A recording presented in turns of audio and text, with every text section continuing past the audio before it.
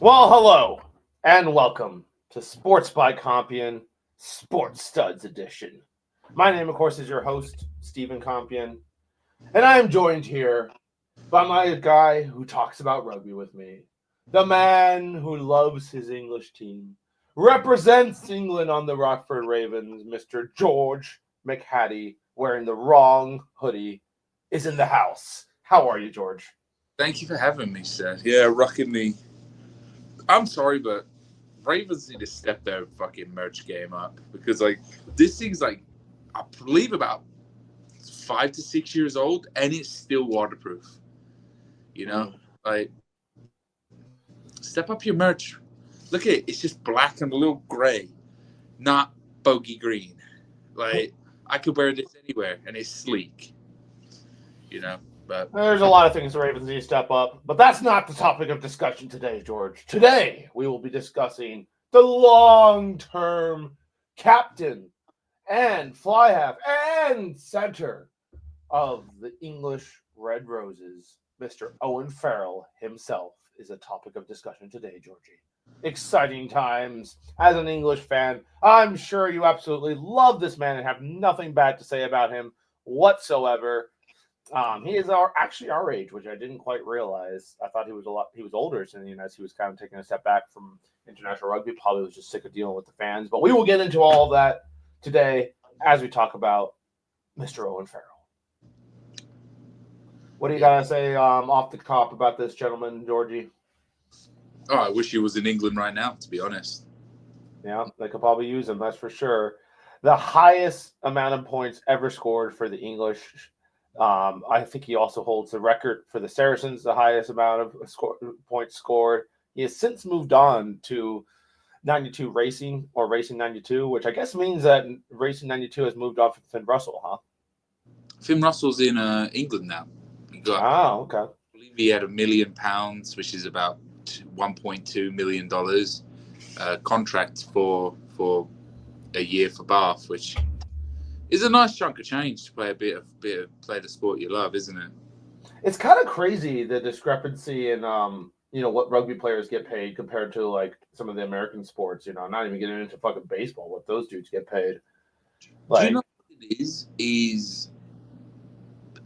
Sports in America, they don't fund the youth system. The schools fund the youth system, and whereas sports in Europe, the sports fund the sport funds the youth system, and youth systems are, they're not there to make money. You don't pay to watch your kid play a sport, unlike in right. high school football you do.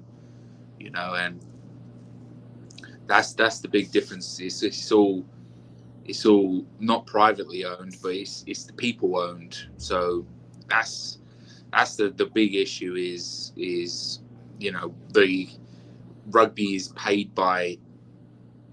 It doesn't have to worry about youth. It doesn't have to worry about any of that. Whereas, the American sports don't have to worry about the youth systems.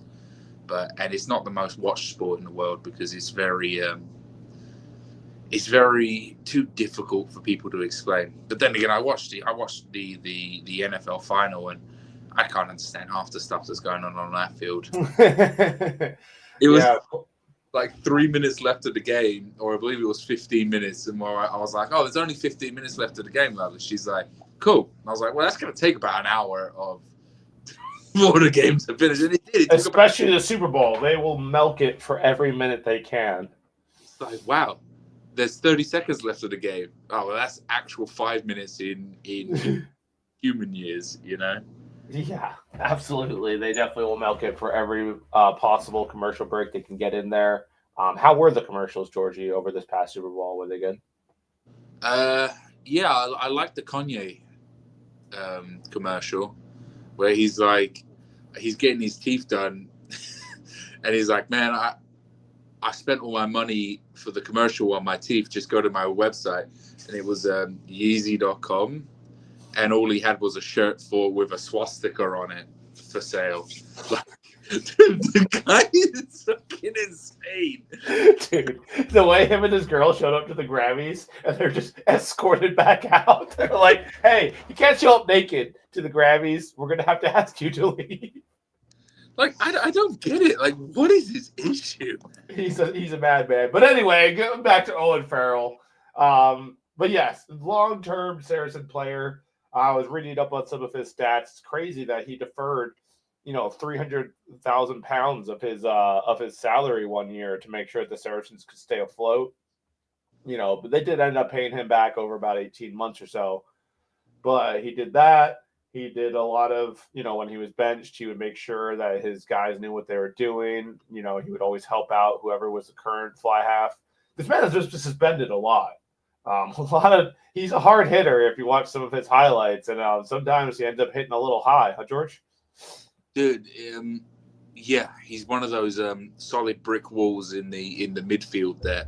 I don't understand the hate he gets, Stephen, to be honest. Like, he's a huge competitor, as hard as nails, tackles like a truck, makes all of his shots at goal because the guy's got like an 89% point slot rate.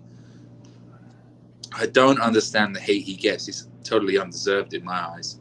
It seems that this is an English thing, Georgie. They kind of do the same thing to their soccer football players. Sorry, guys, but yeah, it's kind of crazy the amount of. It's just tough in the English media / those English fans. They don't seem to be very nice to their players. Bad news sells. Good news doesn't sell. So I can see it. But also, I guess so. He's a bit of a social recluse as well. He doesn't like doing a lot of the media, doesn't like talking to microphones because, the media takes it a million miles in the wrong direction. And, gotcha. Whereas people like to know who these people are, and he looks like an absolute arsehole on the field just because he's competitive. Anybody that's played more than 5 minutes of rugby in their life will know you can't look at the guy that's playing on the field and say, he's a dickhead, I don't like him, because it's like 90% of us. This is probably true. Yeah, that's a good point. There's probably, but some of them are dickheads. Absolutely. There are definitely some dickheads in rugby. Yeah. But mostly good guys. But yeah, it's just crazy. I was watching some of his highlights, pick sixes, always just beautiful, crisp passes out to his wings who find the corners, and beautiful little kicks, always setting his guys up with awesome little kicks out to the corners to set up tries. Yeah. Well, I have to say, like, if I was a forward playing under Farrell, I would love him because the kicks to the corner are 10 meters and less. And if you got to, if you're mauling it in, there's a huge difference between 10 meters and 5 meters in a maul. Sure. And he really, I feel like, lubed the English system so that it really worked well, the system that we played. But dude, I have nothing bad to say about the guy. People say he was a one-dimensional player and this and that, and it's like, dude, I wouldn't want to get tackled by the fucking guy. No, he looks like he's a hard-ass hitter. Not to take anything away from Marcus Smith, who people also say can't tackle, and I've seen plenty of highlights of him playing some solid defense. So, like I said, sounds like the English are just kind of haters. Yeah, we like to hate. We do like a bit of hate. Fair. But yeah. Point scorer for England? Yep, that's what it says here. It says he's the highest team point scorer for the English, for Saracens, obviously, who he played with for a crazy amount of his career. He played with the youth of the sub-20 team of England. So he's been wearing that English rose for a long, long time. Dude, talk about the family as well. His dad is the Ireland coach. His dad is a phenomenal rugby player as well. He played for England as well. But yeah, no, that the Farrell lineage is one of the sporting greats in my eyes. Did Andy Farrell retire as the Ireland coach? Because now they got someone else in there. No, he's been selected for the Lions, which is the the British and Irish Lions are essentially the best players in England, Wales, Scotland, and Ireland, and yeah, they essentially get selected to go play another team, play Wow. a team. Must be sad for whoever has to go against those guys. Well, it's kind of interesting because they only get about 2 months to click and get a game system. So you've got this amazing talent and skill, but it means nothing if you don't have a good blueprint to play to. That makes sense. And while we're on the topic of rugby, Wayne Gatlin has finally been canned by the Welsh.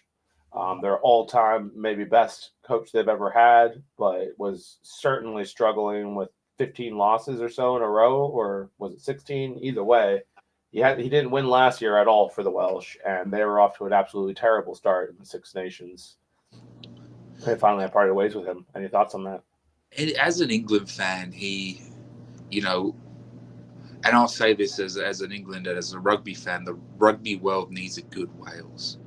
There's nothing like playing or watching a good Welsh team play, because they're dominant, they're physical, they're amazing, and they hate the English, but their union is broke. There's no money going into the kids' systems, and the union has failed through poor management, from what I understand.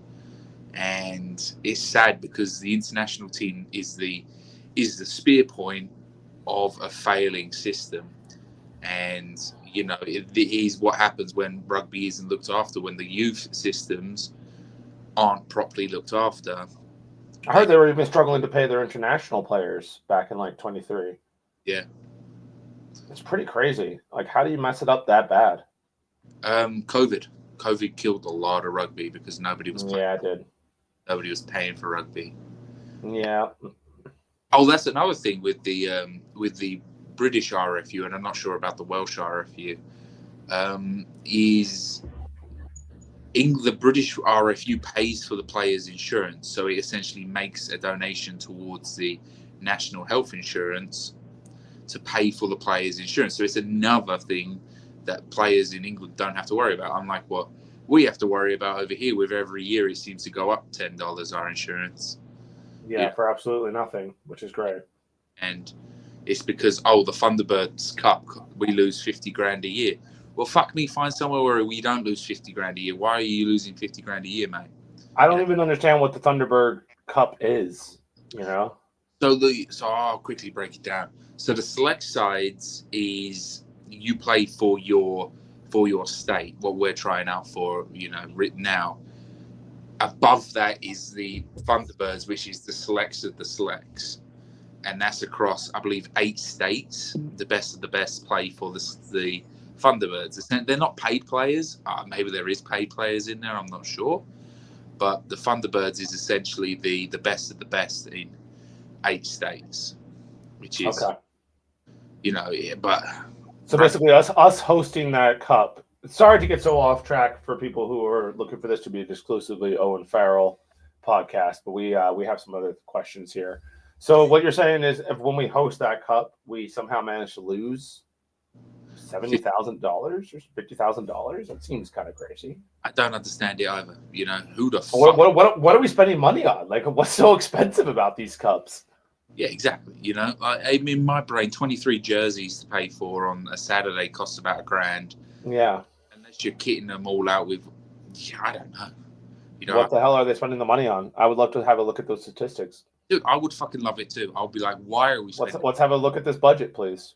Yeah, who the hell is getting 50 grand's worth of our money? If we're playing it at the Blaze field, and guess what? If they're charging us 50 fucking grand, we could put a 50 grand field next to our field, and we can have 2 Thunderbird Cups, mate.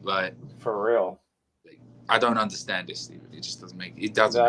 Sounds like absolute nonsense. Briefly touching back on Owen Farrell, of course, not briefly. We'll get back to Owen Farrell. I meant. So he did lead. He did lead the Red Roses to a very successful 2023 World Cup. They took 3rd place. I think it did surprise a lot of people. based on how they had been playing previously, and Owen had a lot to do with that, correct? Yeah, though the guy's a brick shithouse, Stephen. Like, if you have a guy like him in your set as fly half, guess what ain't going through him? There is not going to be any Tongan that's going to run through Owen Farrell. You know, there's no South African that runs through Owen Farrell, which means your midfield doesn't have to make up for those tackles. You know, and England's always been a defensive juggernaut. You know, you don't want to run into that English brick wall. You want to find a way to go around the brick wall. And when in World Cups, and the Irish did not understand this, is why they never get past quarterfinals. You've got to hit your goals, or you've got to take points when they're off in the World Cup, because everything's so tight. You know, every team's there competing to their absolute best. So points matter. And when you have a goal kicker that doesn't seem to want to miss, it makes everybody's job easier. Okay, from 45 to 50 meters out, we have a goal kicker that can slot the points. He's not going to miss. It's huge. Every time there's a player with his hands in the ruck, guess what? It's another 3 points. Guess what? If he tries to choose to go to the corner, you're 5 meters out from the try line, which means that the opposition is 95 meters away from your try line, which makes it almost impossible to convert points back upon them from that position. You know, unless you sort of have somebody that's a superstar like Anton Dupont, who's just a cheat code. Just absolute gold. He's a cheat code, man. It's ridiculous, that kid.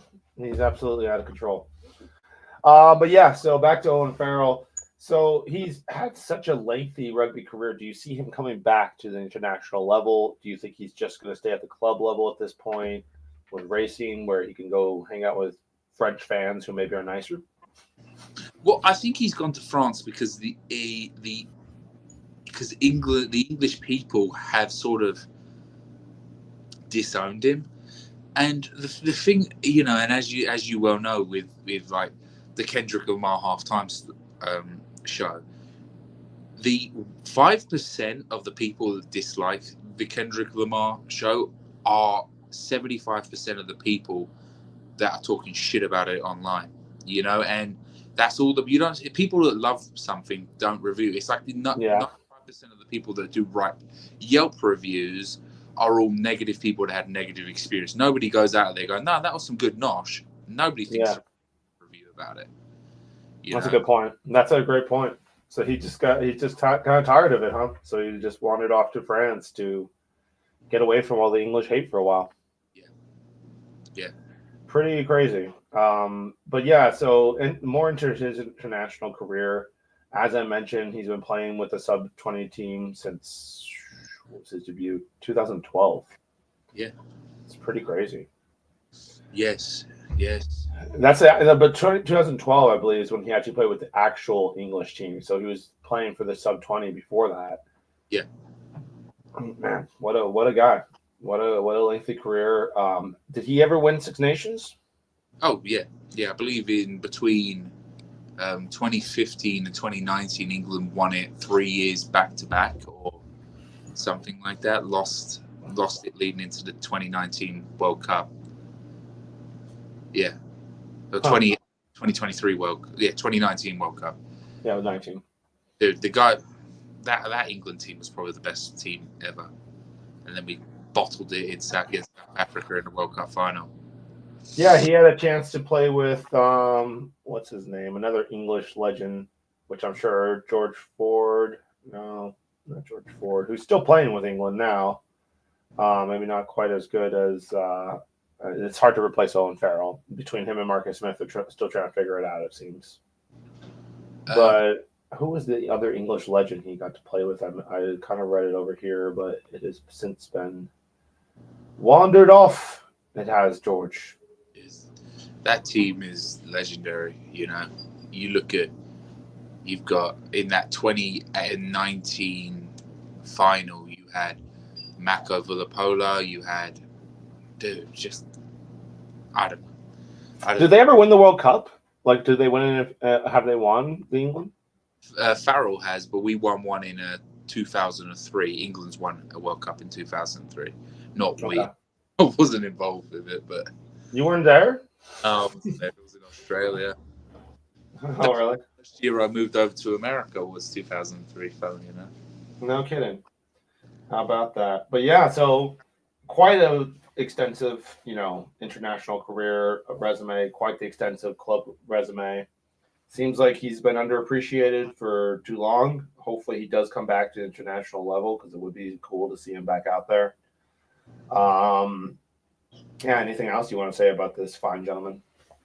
I just wish he was back in an England shirt, to be honest, because I don't think we would fucking lose. I don't think we would lose. I've lost to Ireland in the first round if we had him. You know, I think him with Marcus Smith at fullback, I think that's a hard team to beat. How was Marcus Smith at fullback? He's been pretty good. The kid's he's got gold dust running in his veins. He's a little bit too flashy for an English fly half. If he was a New Zealander, he would be world class. Because that whole team's full of flash. It's kind of how I feel about Finn Russell sometimes. I think he's too flashy for his own good a lot of times. Exactly. He's too good for his own good. And, they get a lot of hate or shit thrown their way because, they're just that good and their passes don't always stick. It's because they've seen the space and the players around them haven't seen the space. Yeah. It's tough. It's really tough. Yeah, watching it. Like if you were to watch Bath in England in their club game, Finn Russell's just opening them up like a banana. He's just splitting them. It's just amazing to watch. Really good to watch.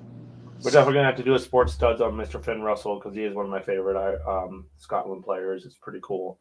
But they're all struggling to get past France and Ireland these last couple of Six Nations. Ireland's just good, man. I don't know what it is with them because, I do know in a certain point that a lot of the Irish team they're age-wise, they're a lot more older and experienced than any other international team, which is not always a good thing going quite far out from World Cup. And their youth program, I'm not really sure. I don't know what under 20s Ireland looks like, but it could be kind of tough. Well, Lowe's doing a great job for them out at fly half. It just seems like it's very difficult to stop him out there. The guy who makes constant plays. Also, Ireland's got a lot of international players in their international squad. They've got the South African in Van der Fleer. Sounds very Irish, doesn't it? Yeah, he's South African, right? There's a New Zealander wing, and there's a Pacific Islander centre in Bundyaki, sounds very Irish, and then an Australian other wing. They're not very Irish, but yeah. But anyway, as far as Mr. Owen Farrell goes, absolute legend of the rugby community, rugby legend for England. Whether he comes back or not, either way, he has had quite the industrious career. I'm sure made himself some good money, even if it's not U.S. sports money. He will be set for life, which is great to see. Yeah, we'll also remember, other than what they get paid by their club, they get sponsorships as well. True. They own their own business, and they're public figures. If you get to that stage, you are essentially, your own brand. So you're never going to run out of money. Did you know he married a Georgie? His long-term girlfriend's name is Georgie.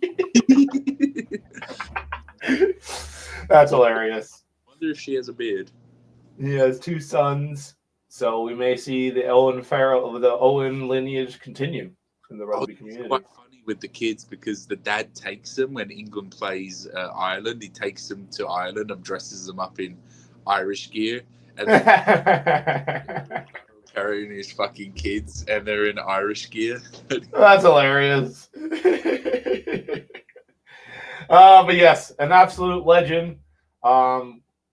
Go watch some of his highlights on YouTube, people. It's some splendid rugby, some splendid kicks, passes, the whole shebang. Our man Owen does it. George, any final words? Any final thoughts for Mr. Farrell? I just wish he was still in England. I understand why he went to France, and I don't. don't hold a grudge against why he went over there. Hard to. He needed to earn some respect. Yeah. Since then, he's bloody injured the whole year, so he didn't earn that. Yeah, he's had 2 ankle surgeries. I feel your pain, Owen. Ankles are a bummer. Ankles suck. Yeah, they do. Yeah, they do. Anyway, Sports by Compian fans, thank you for tuning in.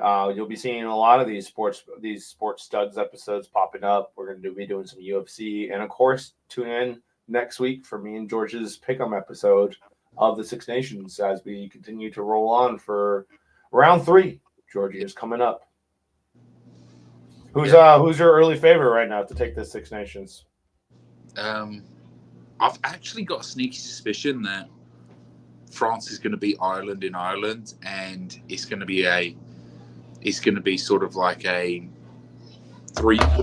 England, Ireland, and France are all going to be sort of there. They're going to be, fighting for points essentially, which Ireland's are miles ahead of everybody else on the points. But yeah, I would like Ireland not to win a Grand Slam because we don't like the Irish. That would be inconvenient. Don't count out the Scottish. They may have had a tough time against Ireland. They maybe should have gone for some more tries instead of taking as many kicks as they did. But I don't think they were just counting on as wild as that game started and quickly got out of hand for them. It's just tough playing that Irish team. But now they've gotten one of the tougher games out of the way. They were very close to beating France last year. Controversial. Maybe they should have beat them. But either way, don't count out the Scottish. They still got a shot. Yes, sir. And we love to see it. The Sports Like Company fans, thank you for liking and subscribing to our content. It does mean a lot to us, especially to Georgie. He really lives and dies by this show. So when you don't like or watch his episodes, he cries. He sent me videos of him crying before that we don't have enough people watching. So please tune in. Continue to watch our stuff. We appreciate it. Sports by Compian. We're out of here.